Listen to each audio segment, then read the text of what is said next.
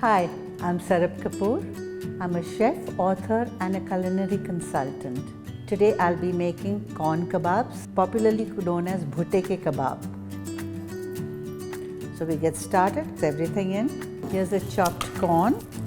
Add corn flour which helps binding. Boiled and mashed potatoes, some green chilies chopped curry leaves, a little bit of grated or ginger paste, mace powder, white pepper powder, and we've got some cheddar cheese. Now this adds that different taste to it. Salt. Mix it all together.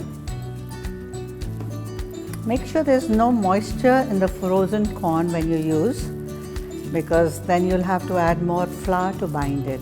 You can see it's just right. It's not got too moisture. I can roll it, I can shape it. So we've got some breadcrumbs here. This will give them a little crunch, make them a little crispy.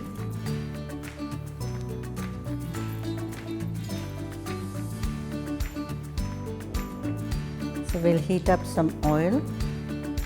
We'll shallow fry these. We'll fry these. Don't overcrowd the pan.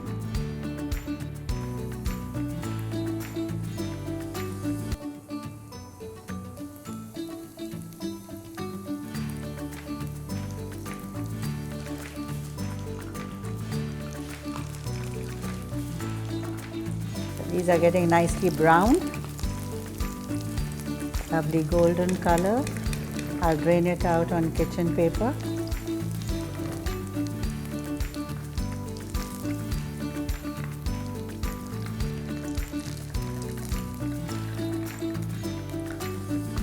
You can use these bamboo skewers.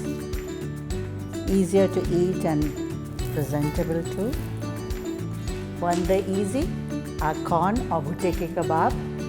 Serve with any chutney or sauce of your choice. I've got some green mint and coriander chutney here.